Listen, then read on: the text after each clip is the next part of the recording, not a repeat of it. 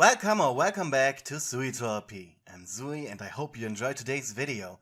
But before we get right into it, I'm obligated to remind you to click either the like or dislike button, commenting something down below, and of course sharing the video so more people can see and enjoy it. This is very important as it helps with the YouTube algorithm. I want you to know that your help is greatly appreciated. If you have any suggestions or ideas for a story, my Discord link is in my link tree that is down in the description, as well as my Patreon and Ko-fi for any donations you may want to send my way. Every cent counts. Anyways, I hope you enjoyed today's video.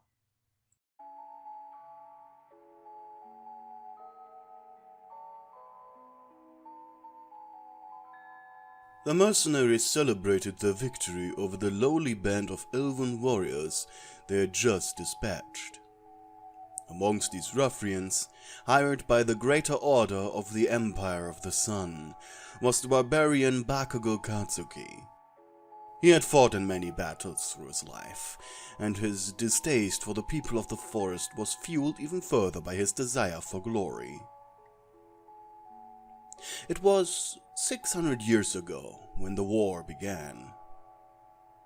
Between the Collective, a group of small kingdoms run by the goddess of moonlight, Queen Sylvia, and the Empire of the Sun, led by the goddess's sister, Saint Katarina, Queen of Light. They had involved many other factions in their war, such as the Dragonkin, who had been almost wiped out by their split allegiance with the two warring entities. Yes, seeing a dragon by now was a rarity. And despite the height of the casualties between men and monsters, just as many were heralded as heroes. The highest military rank that could be given. However, recently the battles have become tired. More and more mercenaries were hired. Less and less actual soldiers went into combat. By now it was just different bands of neutral groups fighting for big pay. Almost as if peace was on its way? No, this was a powder keg ready to explode at any moment, but there was hope. Not that Bakugou minded, of course. After all, his goal was becoming a legendary mercenary hero. The celebrations went on deep into the night. As Katsuki cleaned his weapon, he watched a mercenary priest bury the bodies of the fallen. He didn't care for the gods, especially the new ones like Sylvia and Katarina. Religious dogma was threatening to take away his freedom, and a barbarian drew strength from that. Quietly he walked up, lit up tents. His band used dragon bones and crude leather to create primitive huts, a barbarian tradition that he had introduced into his fold of mercs. They were in love with the aesthetic, while Bakugou just wanted to stay in touch with his traditions and culture. The camp his band of brothers had erected just hours before they attacked the elves was in great spirits. Everyone was drinking, dancing, laughing, and talking about the things they would buy for the gold they would undoubtedly earn from this job. Talks of women, wine, some even were drunk enough to admit they were aiming to buy a farmstead and go into retirement. And of course there were the ones who wanted to acquire slaves. But Bakugou wanted nothing more than sleep. He didn't know why he suddenly was so tired. This battle hasn't been that difficult. In fact, he even ignored his own urges when a group of drunk Valkyries, female barbarian warriors, invited him to their tent for close quarter endurance training.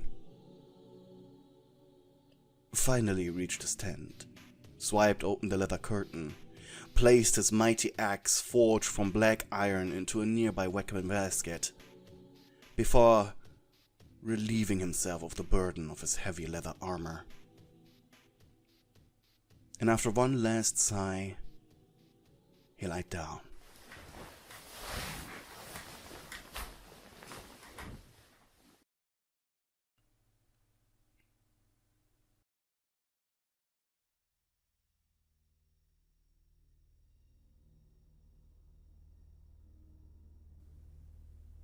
However, soon he discovered something odd.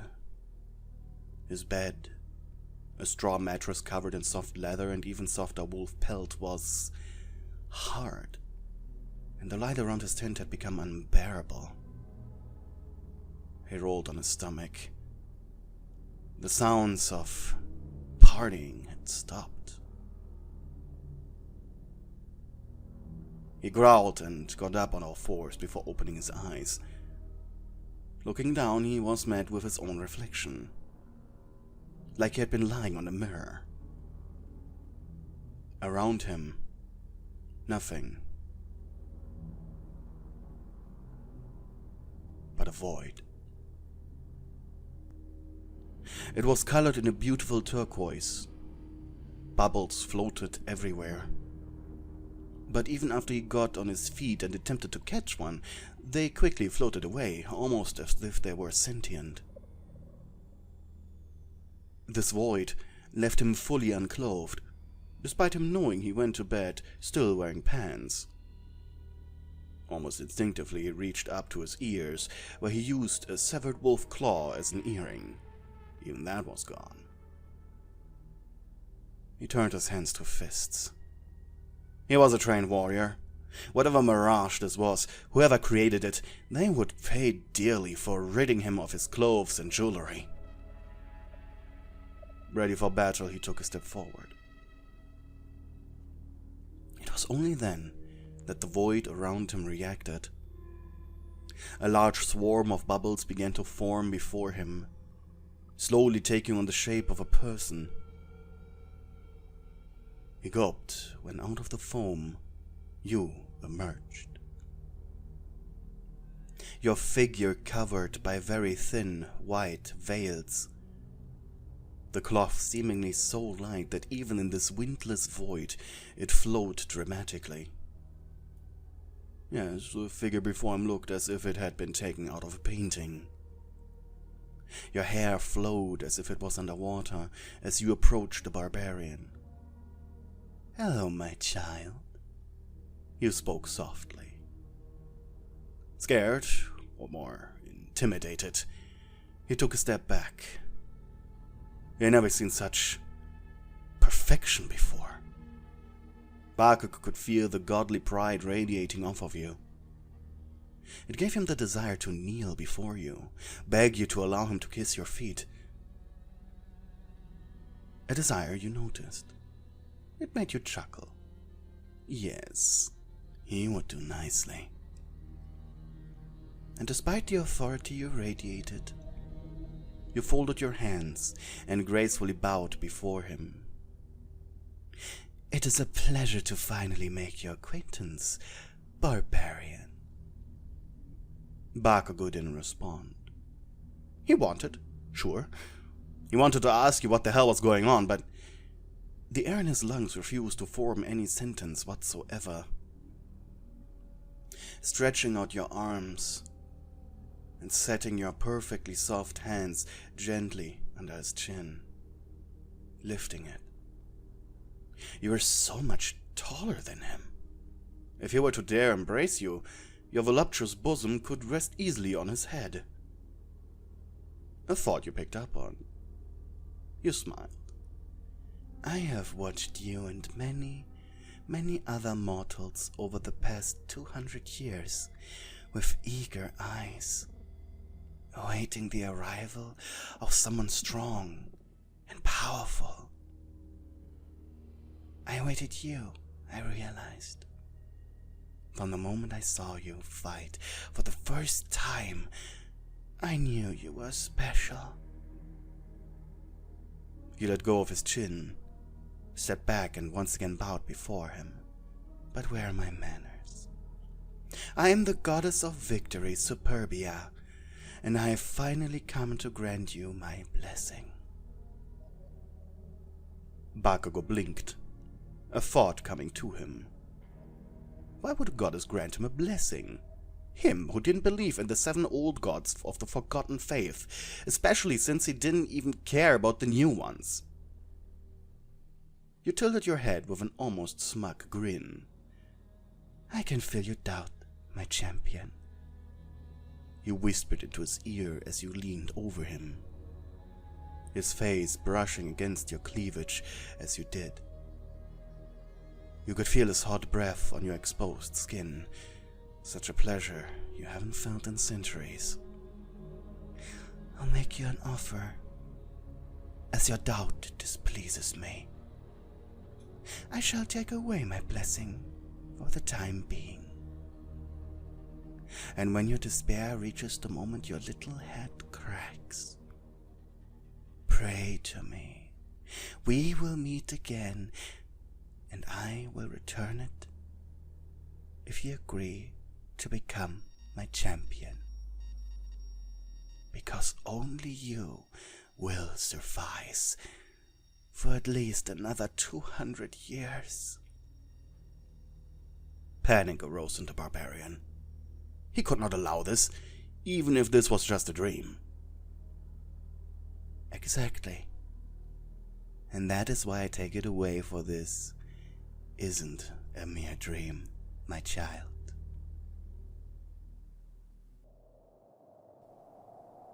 Bakugou awoke, covered in sweat, and with an admittedly great morning wood. However, he couldn't ponder his dream for long. The screams outside had turned from jolly to desperate. Immediately he got up, grabbed his axe and stormed out of his tent. Everyone was panicking, running, scattered. The sounds of fighting echoed throughout the camp, his men too drunk to put up any effort. He grabbed one of his fleeing troops that tried to run past him. "What the hell is happening?" he shouted at the man's pale face. They're coming! The black swordsmen are coming! Bakugou's right eye twitched. The black swordsmen were just like him. Mercenaries. They were hired by the collective to pillage, let loose around the borders of the empires, to ravage anyone as long as they weren't part of the collective. Neutral parties, or even the Empire of the Sun. They were known to collect heads. They were paid handsomely for each, no matter who it belonged to. The battle that now ensued took the lives of over half of Bakugou's group, and even though they only managed to kill a single one of the black swordsmen, they survived. Exhausted, covered in dirt and sweat, Bakugou stared at his enemy's body. His armor was black as night, his face like skin scratched over bone. How could a feeble man like this be so difficult to take down? It took Bakugou's mercenary group only a single month to be reduced down to only him. Sickness, hunger, death, they followed them like the plague. The jobs they were hired for paid less and less as their losses mounted. Deserters became common, tired, sick, hurt. Bakugou sat on the bar stool inside of an inn. It felt like yesterday he had almost everything. He was depressed, wasting his last coin on drink in an attempt to drown his sorrows. The barkeeper looked at him with a grimy grin as he watched Bakugou empty his last sack of coin. "That ain't enough." The keeper stared at him with disgust. "You mutt. And I don't do tips." The man slammed his hands on the bar, and Bakugou shuddered. Such an embarrassment. His pride was burning. Angrily he took hold of the tiny hand axe he had holstered around his hip, unsheathed it, and swung it at the man's face in pure rage. But as the man's face turned to fear, time seemingly stopped. Bakugou's axe floating just a few millimeters above the man's head. Bakugou's eyes moved from left to right. They were the only thing he could move. And soon the world around him faded as your voice rang out. "Enough!" The world returned to that turquoise void. Scared, Bakugou looked around himself. Once again naked, and he felt your presence everywhere. "Look, I get it!" he shouted like a chased dog. "You were the cause of my victories. It's in your name, title, whatever." He gulped loudly as your voice echoed. "Are you certain, my child?" His head swung from side to side. He could faintly make out where your voice was coming from, and without thinking he sprinted towards it. "Please, my goddess, give me back my blessing! Give me back my life!" Tears were streaming out of his eyes like a river of salt. His heart pounded, his brain sending signals throughout his entire being. Eventually he tripped and fell on the hard ground. There he lied, naked, exposed, covered in sweat and tears. After a while, it felt like hours to him, your face manifested above him. His eyes wide in shock. He could feel the heat, your heat, and the weight of your body press him down. Your face mere inches apart. "Libidine," you whispered. "What?" You smiled softly. "Libidine. My sister. She taught me this is how you calm men when they are afraid." He blinked and his face flushed. His manhood certainly wasn't calm right now. "Your life has turned badly, didn't it, without me?" Your lips came closer to his as you whispered. "Do you want to be my champion now? Now that you have seen a world without me and my blessing?" "Yes," he whispered. You smiled. "Will you do everything I desire for me?" "Yes." "Will you become my champion?" "Yes." A sharp pain suddenly went through Bakugou. He screamed in pain, convulsed from under you. His breaths came heavy. As you raised your body off of him, he looked down at his chest. A strange tattoo was now right above his navel. With a shaking finger he touched it. It felt hard, like you had just used an iron rod to carve it into his flesh. "The sigil is only visible to other champions," you said. "And of course, to me and the other gods. I will now return you to the world of the living, but, oh, yes, in a different place as well. I don't think that poor barkeeper wishes to see your face ever again." You snapped your fingers, and the void instantly vanished. Bakugou was now lying on a thin leather bedroll next to a lit campfire. He stared up at the night sky before he rubbed over his chest. Despite wearing a dirty white burlap shirt, he could feel the sigil above his navel. "Crap, this shit was real." He got up on his feet, the image of your being still before him. "Fine, I will win every battle for you, my lady, until we meet again. You will be proud of me. I will be your greatest champion yet." Meanwhile, you sighed in your world as you looked down at your little mortal.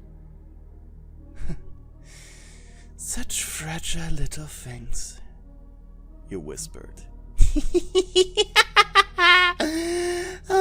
"Someone has stolen their techniques from me," chuckled a voice behind you. And angrily you turned around.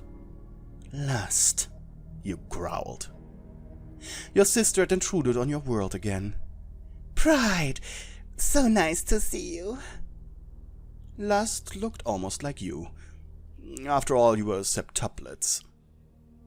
Lust's hair was black, her hands covered in fur, her fingers ending in long, sharp claws. She only wore ceremonial rings around her wrists and ankles, as per usual. What gives me this displeasurable honor, Lust? You hissed. All of the 7 sins were at odds with each other. I was just curious about your champion and how you decided to convince him. Playfully, Lust put a finger under her chin. Looking all proper yet alluring. You have so much style, Pride. What do you want? Just here to tell you, Wrath and Sloth, their champions have already engaged in battle with one another. You're dead last. As always, Pride. I mean, you just selected one. I think you and Sloth should switch places. You snapped your fingers and 100 golden needles appeared before Lust in a dome shape. With a second snap, all of them immediately shot forward, only to be met with a loud ding, before falling to the ground and vanishing. Have you forgotten we cannot harm each other? This was purely therapeutic. Lust giggled. Well, my champion, she said happily, is an alchemist from the collective. His name is Denki Kaminari. He was so cute when I invited him to my domain. He immediately fell to his knees and grabbed my legs, licking them. Such a cute plaything. I'm sure he will win. You scoffed. What makes you think that? Wrath has won 3 times in a row. I think it is time for someone else to win. Besides, you can imagine a world where humans are ruled by their desires of the flesh for 200 years. It would be so peaceful. So hard. You scoffed. Only a world ruled by my pride will advance humans properly. Whenever you ruled this world, everyone was too busy with each other to do anything of value. Lust shrugged. You're so boring, dear sister. The woman grinned. Well, I will check up on the others. I want to see the champions one last time before mine wipes the floor with them. And with that, Lust vanished. Angry looked down into the mirror of your world. As you created the image of Bakugou, he was staring at you. Stargazing, obviously. Enjoy the peace, my champion. Soon it will end. And with my guidance, you will lead 200 years of pride and accomplishments.